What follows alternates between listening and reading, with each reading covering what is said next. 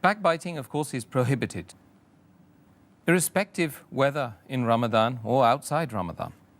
However, would a woman who complains to her husband about her mother-in-law, will she be considered as a person who has backbited? Regarding backbiting being haram and the major sin we discussed in the last episode, and there are various hadith and Quranic verses, it's one of the major sins. But as far as a wife complaining to the husband regarding the mother-in-law, but naturally she is speaking something about the mother-in-law, but the mother-in-law would not like anyone speaking about. So it does come in the category of backbiting. Is it a sin, is the question. Such incidences where a person complains to someone and thinks and feels that once the complaint is given to the person, maybe there is a correction in action, like a wife complaining to the husband about the mother-in-law, or the wife complaining to the husband about a son, that he is doing so and so things which are wrong. So the husband will correct, being a father of the child. Or maybe one of the two brothers is going and complaining to the father that my brother did so and so thing which is wrong. It's speaking ill about him behind. But that is so that the father can correct the brother. So these things have been permitted.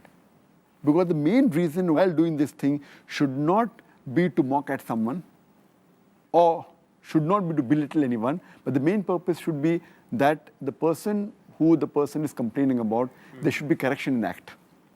And if you read the commentary of Imam Nawawi, as far as the hadith of Sahih Muslim, which we discussed in the last episode, hadith number 6265, in which the Prophet, peace be upon him, he said that, do you know what is backbiting? And the Sahaba said that the messenger knows the best. So the Prophet said that if someone speaks about another person behind the back which you would not like, that's called as backbiting. And the Sahaba asked, what if I'm speaking about the person is true? The Prophet said, then it will be called as backbiting. If it's false, it will be called as slandering.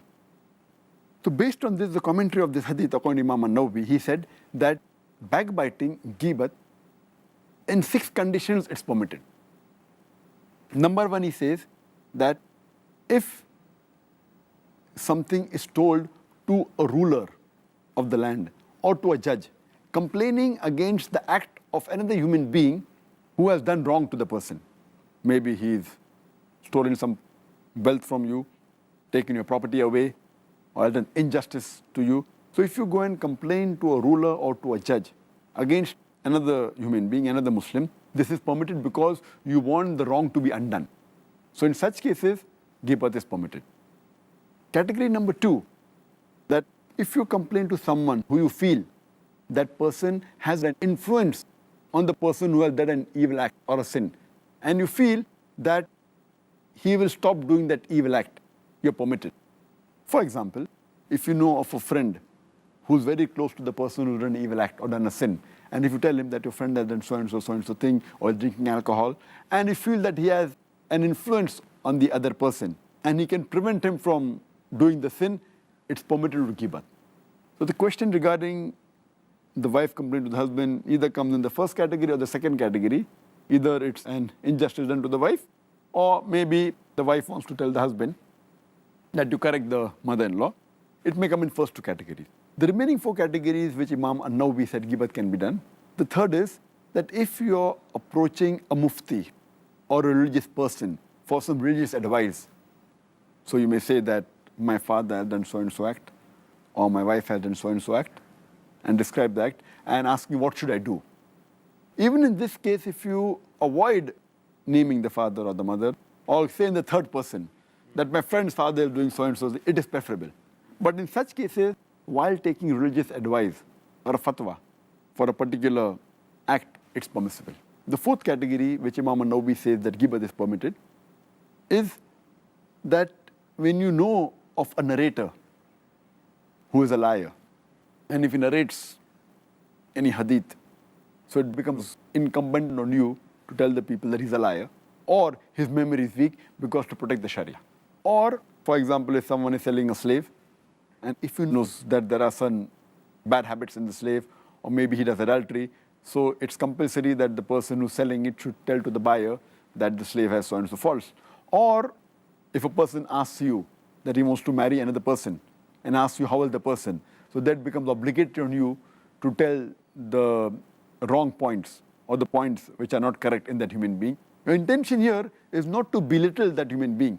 Your intention here is not to degrade the person, but your intention is to give the right information, whether for marriage or for business. So in these cases, this is the fourth category where Imam an-Nawawi says that is permitted. As far as the fifth category is concerned, that if you know a person is doing a major sin openly, like he's drinking openly, or if he's cheating openly, or if he's robbing openly, so then you can tell the public at large that this person is a person who cheats, or a person who robs, or a person who does continuously bid'ah, or there is a religious person who you know, who is giving fatwa and you know that he's not a person who's truthful.